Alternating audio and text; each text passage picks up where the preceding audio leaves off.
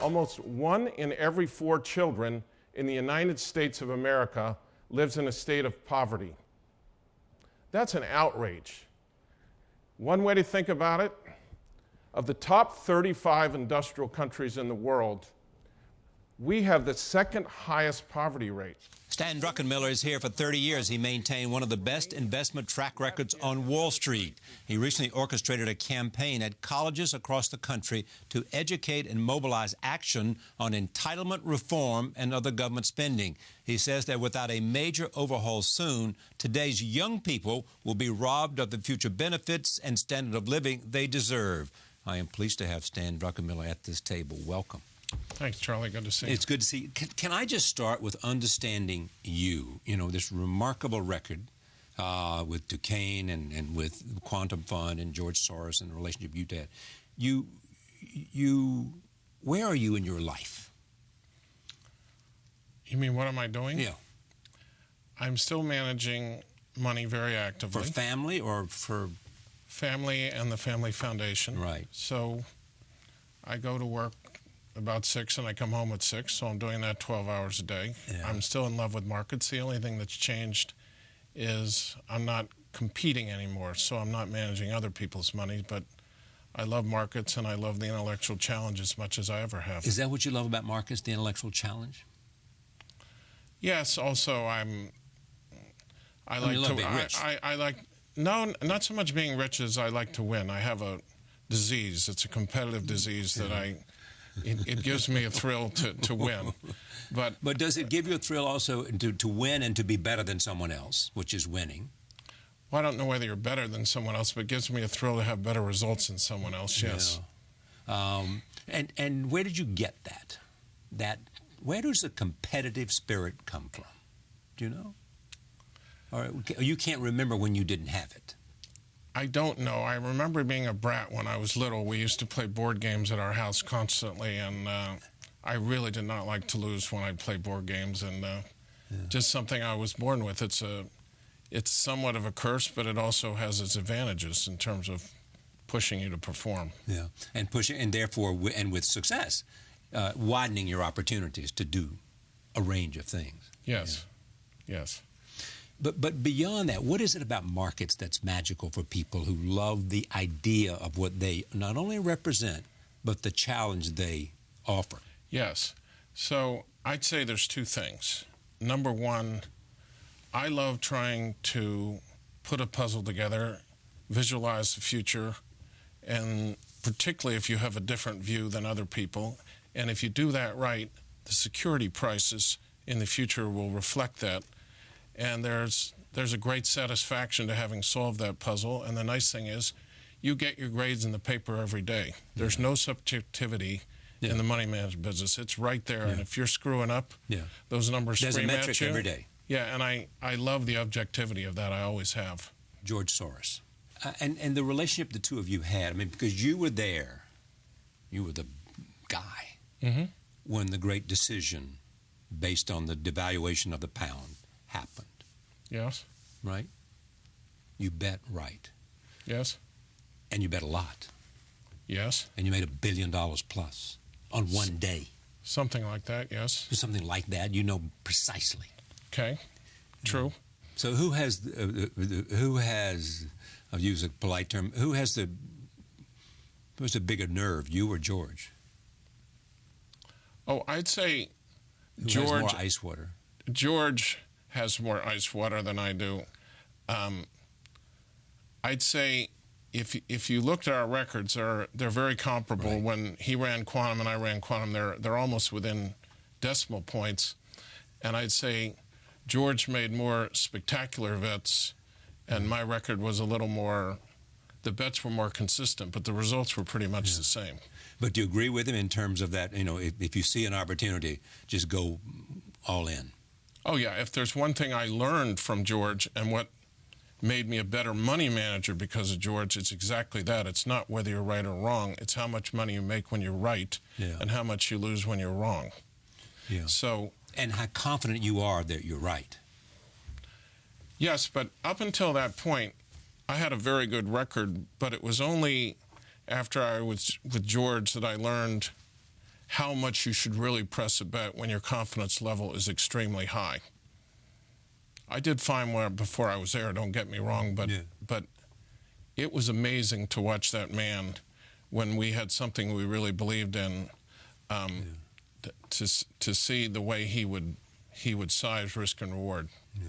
And you cherish the fact that the relationship is one in which, as I asked you when you sat down, you know, we're friends, we have different lives, but he once said, you know, you're not only a great money manager, but you're also a partner. No, I have very fond feelings with George. It was the best 12 years of my life. My 3 children were born. I learned a lot. It was an exciting time. And, you know, we're still in touch. We're on different political sides. That's exactly where I was going.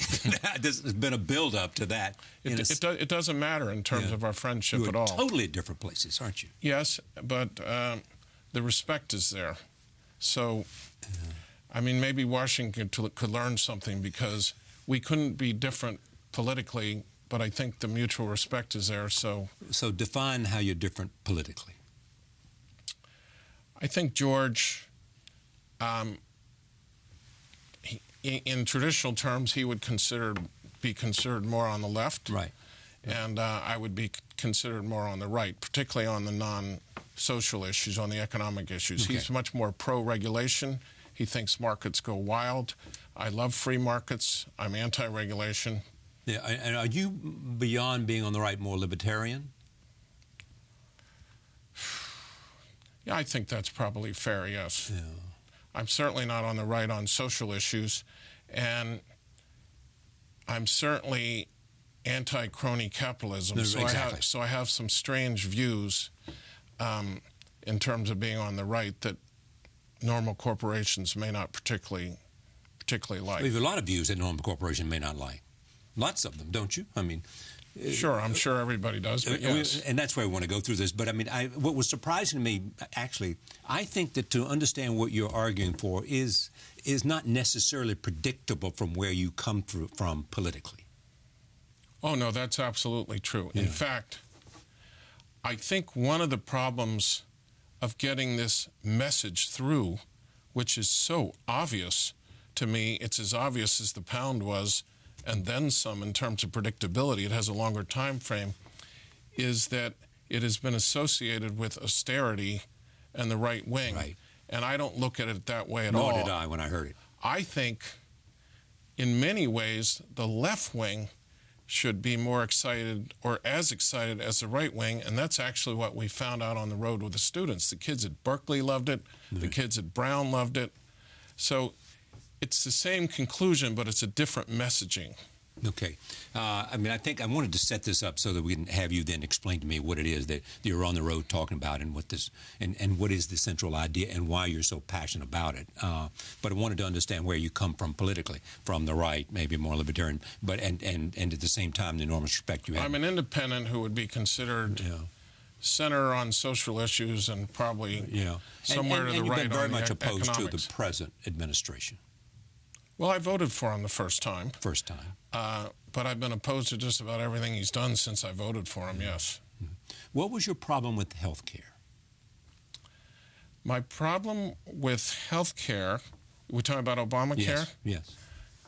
I believed it was a once-in-a-generation opportunity to separate this thing from the corporation and make the consumer of health care actually have choice and have skin in the game. I think one of the big problems with the healthcare system is we go to the doctor, we have no incentive to shop, we have no incentive to see what the costs are, and as long as your corporation is paying the bills and you don't see that bill, that's the way it's going to remain. I guess my biggest... So there's no, therefore, intelligence at the choice, at the decision point. Right. There's none whatsoever. Or self-interest. Right. We have taken away the market, which you could use very much so to solve this problem. We've completely taken out of the equation. I guess my problem with Obamacare, the more I understand now, is it's also dishonest. And by that I mean, so we're taking young, healthy people and making them buy plans with stuff in them they don't need to subsidize people with preconditions and older people. And unless you do that, the system will not work. And I'm okay if you want to tax Stan Druckenmiller and you want to tell him, we're taxing you to support people with pre-existing conditions and sick people. I'm not okay with messing up all this marketing and making me have maternity and all kinds of stuff in there as some kind of hidden scheme to make that subsidization. If we as a society want to choose to implement universal health care the way they want, let's at least be honest about it, and let's just put a tax on all of us and say we choose to do this. Let's not do something hidden. And you'd be willing to pay that kind of tax? Would I be willing to pay Yes. for it? I'd feel a lot better paying for it as a tax than mucking up the whole incentives within the healthcare system. Would I be willing to pay for it? Yes, I think I would. So you're going around to college campuses, and you have a central theory, which I referred to in the introduction, which is that you believe that it's terribly unfair what we are doing to young people today, that we're burdening them with circumstances that we didn't have so that they can take care of us. Yes. That's very simplified, so you expand. So the way our entitlement system works is it's not pay as you go. It was set up a long time ago so current workers pay for current seniors. Right. And because of the senior lobby versus young people, because young people don't vote and they don't give money to parties, they have other things on their mind, as you know. And are not organized. The seniors in our society have been taking an increasing share for the better part of 40 years from money allotted to youth and investment. And this is somewhat alarming, has been somewhat alarming, but now is extremely alarming because the baby boom, which took place from 1947 to 1967, and that was 65 years ago, means the number of seniors is about to explode. So the share of the pie that has gone to the elderly is now about to be distributed to a lot more people. Specifically, Charlie, we are creating 8,000 new seniors on the entitlement payrolls every day now. That's because of the demographics. And we're only producing 2,000 young adult workers to support them. That number goes to 11,000 by 2029. So you have a combination of too much pie going to one sector, and now that sector growing dramatically relative to the sector that's going to support them, which should set up a big fiscal problem sometime in the next 20 to 40 years. I guess what's different Probably about... not in the next 10 or 15.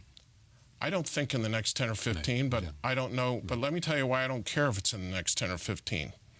Because every day we wait is money that the next generation has to pay, whether it's 10 or 15, or whether it's 20, or whether it's 30, or whether it's 40. Every day you wait, and these obligations and these promises and these debts accumulate, means that the next generation will pay that bill as opposed to seniors today. So there's a terrible unfairness about what we're looking at today. And as you probably know, one of the problems is we are allocating more and more resources toward transfer payments to senior and away from things like Head Start, NIH grants, investments in education. So you're also having the seed corn eating problem. Okay, there are lots of things that come out of all this. Number one, I hear you, and I think other people recognize the problem we face, but you're basically saying to young people, you got to do something. You got to get organized. You have to take it in your responsibility. Otherwise, you're going to face a crushing burden. True? Yes, they're going to. And you will have to pay more, and you'll have to pay more, and you won't get out as much because people who are older are getting out what they were promised. Yes, one of the things I bristle at is that I've read in some of these things that I'm anti-entitlement. Yeah, well, I'm going to get at that. That's why I'm going. I'm not anti-entitlement. I want youth today to enjoy the benefits of the Social Security net and that retirees today enjoy. And if we continue to share the pie the way we're doing it, there's going to be nothing left for the youth of today. So it's not that I'm anti-entitlement, it's that I'm for sustainability of entitlements. And for those who stand up to say, look, we just got to let the baby boom generation get through the system, and then we can figure all this out. Well, that's where my day job comes in, and that is total nonsense. Because what happens is that's the rat through the python theory. Exactly. Once the rat goes through the python, you're fine. Right. By the time the 20 or 30 years are up, when the baby booms are over, the debt is so high that the interest payments alone start to become bigger than the entitlements were during the 20 to 30 year period. Are you at all encouraged over the fact that the debt is going down and that? Oh, none whatsoever.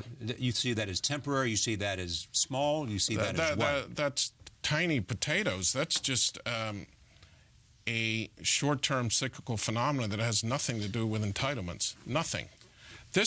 We are right on the front end of a demographic surge that is going to cause investment spending to go crazy. Let me just put it in perspective for you. So the next 10 years, okay, and this is with the administration's optimistic budget, the growth, not the spending, the growth in Social Security, Medicare, and Medicaid is going to be $780 billion. The growth in spending on children is going to be $20 billion. Okay, that's what you're looking at. Now, I don't know what kind of society you want, but this is just transfer payments to the elderly, who, as I mentioned earlier, have already been increasing their share of the pie for the last 40 years. I think it's unfair, most of all, and secondly, it will set up an unsustainable situation down the road. We can't afford it. So here's the alternative argument, too, when you look at this, as you've heard before. Take Larry Summers, somebody who's, I'm sure, intellect you have some respect for, argues that all the talk about entitlement reform, and some understands down the road the fears that you are pointing to, says what we need to do is create growth in the economy, and that the growth in the economy will take care of all the problems that Stan is worried about. Okay, so A, it won't take care of all the problems I'm talking about. B, I'm very sympathetic. I'm simplifying that a little bit. I'm very sympathetic to what Larry is saying, who I consider a friend. So let me just I hate to get too numbery here, okay? But let me just, so 40 years ago, and this is an argument Larry would be very sympathetic to. 40 years ago, we spent 32% of federal outlays on investment, government investment. That would include things like infrastructure, education, R&D. Science, exploration, and we space. spent about 30% on transfer payments to the elderly. We now spend 68% on transfer payments, but investments are down to 15%. So I think to Larry's point, what did we get out of the investment? Well, we got the internet, we got GPS, we got the human genome. Yeah. So that's where you agreement. I totally agree, and if you look at sequester, that the investments are worthwhile and important and crucial to our future. Yes, but we are cutting the investments so we can continue to let transfer payments to the elderly grow at a very rapid rate. We cannot do both. Or we're cutting the investments because we do not have a realistic look at where of taxes, which you're prepared to have a realistic look at. Yes?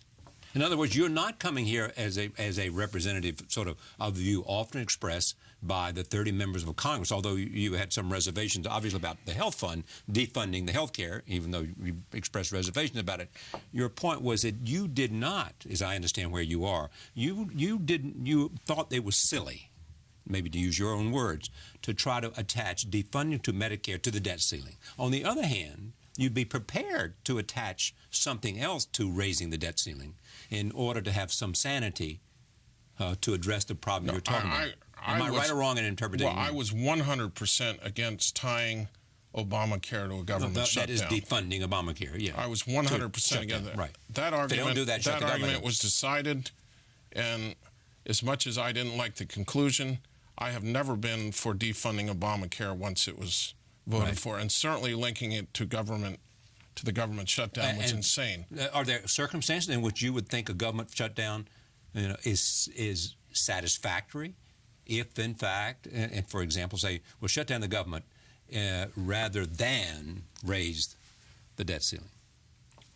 If I thought there was a big enough carrot, and to me that would be serious entitlement reform. Right. At the end of the road, I would be willing to flirt with a government shutdown. There was no big carrot at the end of the road. Both parties agreed. The one thing we weren't going to do is cut growth in payments to seniors. We weren't even talking about entitlements. We were talking about other things. Well, basically, we're talking about Obamacare. Well, the president said the president has said, whether you believe him or not, that they are certainly prepared. That's what the budget process is about right now, is that you're prepared to look at some changes in entitlement reform in contrast to changing the tax structure and the spending. The president says a lot of things. The first thing that set me on my media tour and the college tour was the president, when the budget battle started way back in the beginning of last year, stated, I saw it on television, it was like yesterday, the one thing we are not going to do is balance this on the back of seniors. Right. That was his initial position. And by the way, I haven't heard a lot different from the Republicans. But how do you want to balance it on the back of seniors? Okay, so this is where my role as a philanthropist and my day job intersect. Right. All right? So we cut Head Start up in Harlem. Right. We're cutting NIH grants where I am at Sloan Kettering. Right. But we're not even touching this other stuff. So this is what. So then that brings us to this point. How would you touch the other stuff? Okay, so that's the point. Yes. Now, I'm going to give you an answer, but the first thing I think that's also Larry's point to a degree, but we can talk about that. I'm going to give you an answer, but the first thing I want to say is the first thing I've been trying to do is identify the problem. Right. I don't have a monopoly on the truth. So I have my own opinions and I have some suggestions, but I really think the answer to your question needs to be fought out in the political arena. If you're asking me for what my suggestions would be, the first thing we'd have to do is the really low-hanging fruit. You can means test, to a greater extent, Medicare. You can certainly means test Social Security. We haven't even done that. Yeah. Okay? So people like you who don't need Medicare would not get Medicare. Correct. I would look at it philosophically. This was an insurance safety net we paid into 40 or 50 years. We bought fire insurance. The fire didn't happen. Yep. Let's give the insurance to the people that need it. Okay, but that's not a whole lot of money. Right. Okay? I guess where I also differ even from the Republicans is I would not exempt people over 55. When I look at the share of the pie that the current seniors have gotten the last 40 years, the chain-weighted CPI, that wouldn't even go far enough. I would freeze the thing. Freeze it in terms of Social Security. Now, I will say 30 or 40% of the people really need Social Security, and this is where the means testing come in. Right. They should be provided for. I do not want to see seniors in poverty. I also don't want to see... You don't want to see seniors without medical care, and you don't want to see seniors with all the things that they thought they had a social contract to receive. Yes, and they're receiving it. Okay, then you get into the elephant in the room, which is the healthcare system.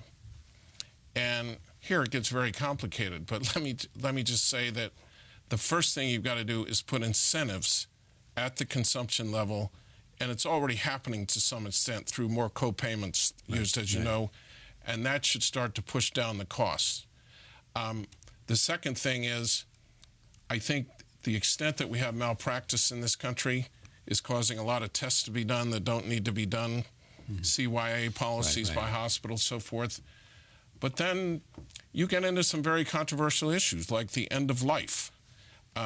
If you have a terminally ill patient who has a 0% chance of living more than 2 months, okay, and it's going to cost $1 million to keep them alive for 2 months, how much should that family pay versus society? I give you a horrible story. When I talked to the University of North Carolina, a crying mother came up to me because her 93-year-old mother had just been put into a hospice, and she was getting thousands of dollars, which she didn't want, for the mother in the hospice, but her 7-year-old daughter couldn't get the money for an operation she needed.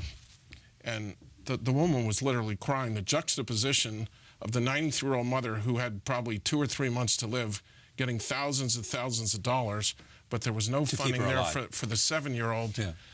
And this is why I say Stan Druckenmiller can't make this decision, but it's a conversation that we have to have as a country. And we're not having it. We're just saying, okay, as long as we can keep them alive, let's keep them alive. Well, in order to understand where you are, and this is why some of this is surprising, we obviously have capital gains tax and we have ordinary income.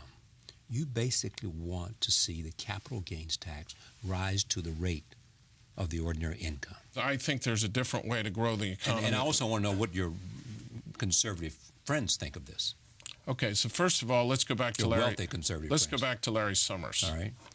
I think taking the capital gains rate and the dividend rates to ordinary income while you simultaneously lower corporate tax rates to zero would make the economy grow dramatically, and revenues to the government would actually... And that puts you where Larry is in terms of increase. The goal.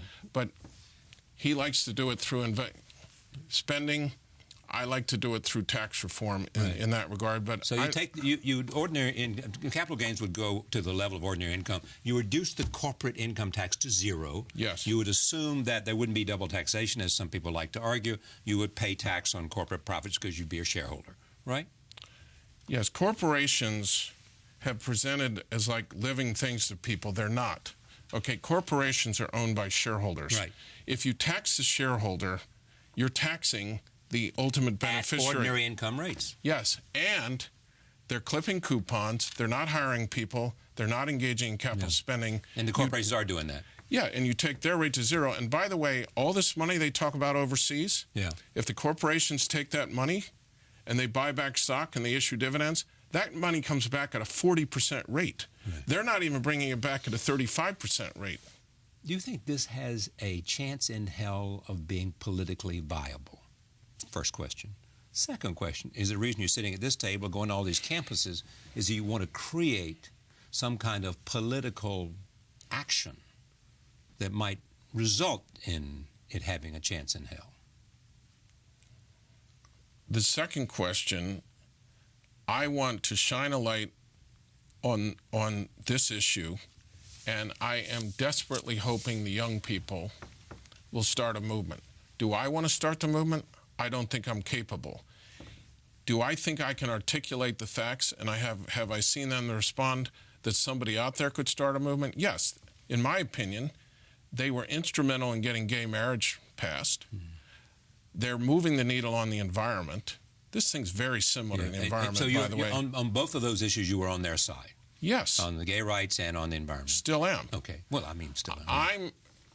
I'm trying to lay out a set of facts and hoping that when they look at those facts, they will start to put political pressure and consider this issue as important as they do the environment and the gay rights. And do you think you'll find more receptivity in the Republican Party or the Democratic Party? In the youth? Yes. I know what I'll see, which is enthusiasm on both sides.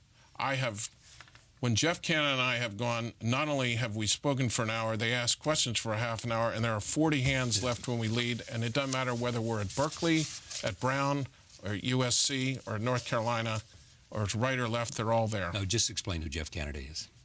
First of all, both went to Bowdoin College. Secondly, he runs... Jeff Canada runs the Harlem Children's Zone. I have been chairman of the Harlem Children's Zone since its founding. And they do what? Good question. There's 100 square blocks up in Harlem. They take children basically from birth all the way through college, throw a bunch of what I would call social antibiotics at them, education, baby college, pre-K, try and get them through college so we can break the cycle of intergenerational poverty up there. And as you know, Charlie... I'm sorry, I didn't hear the word. Intergenerational poverty. Okay. And as you know, there's a bunch of pilot programs, some inspired by the president, to try and copy that model around the country. That's what Jeff Canada does. He runs that. And you have been his big supporter since the two of you. I was on his pre-board, his pre-organization, which was the Breedland, and when he founded the Harlem Children's Zone, I became the chairman. and have been at his side throughout. You don't have to do much. Okay, but I understand what you're doing in terms of Washington. I mean, in terms of young people and campuses, and also looking to create a movement that has the kind of legs that the same-sex marriage did, and had the same kind of legs that's with some success in the environmental world. When you go to Washington and carry your message, what kind of response do you get there? Whoever, whether it's a finance committee, whether it's I went to Washington, Rand Paul, believe it or not, in 1994, yeah, and argued to raise the retirement age in 2011 because that's when I knew the demographics. I had very little success. I haven't even gone to Washington this time because it's my view until the young people show them that they're concerned on this issue, the people in Washington will not give a damn about this. Yeah. Do you think that the government is dysfunctional, obviously, in terms of being able to do some things to address problems as it ought to be? Do you think we can overcome that? And is this in a sense where people are saying, look, they can be dysfunctional in Washington if they want to, but we're going to create something, whether it's this kind of issue for you or other people, in which we're going to affect elections and we're going to affect the public mind? I know we will overcome it, but I don't know what the timeline on that is. We have these phases in America where crazy things happen economically and politically, and what's going on in Washington now will not be sustained. I don't know when it ends. We all pray it ends sometime soon, maybe in the next 5 or 10 years. I have great hope that maybe the right president could bring them together. I don't know what's going to end it, but it will end, and the United States will be fine in this regard. Okay, so we started this back talking about you and then George Soros, and he's on the left, and you're somewhere on the right, but on social issues are in the center. What does George say about your ideas? Haven't talked to him about it. Why not? Haven't gotten around to it. Both his sons came to me, and they really like it. No, come on. You're smart on this. Why haven't you gone to talk to him about it? I probably will in the next. This is pretty new for me, Charlie. I didn't even know I was going to do this. Yeah. It'll probably happen in the next month or two. I don't know how he'll think about it. I have been very pleasantly surprised by the reception I've gotten from the intellectual left on this issue when I got to sit down with him and explain my case to them. Right. The stuff that's been written about objecting to what I'm saying, I'm not saying. So I don't want to speak for George, but there will be a time in the next few months where I will certainly sit down with him and see what he thinks about it. Thank you for coming. Thank you. Back in a moment. Stay with us.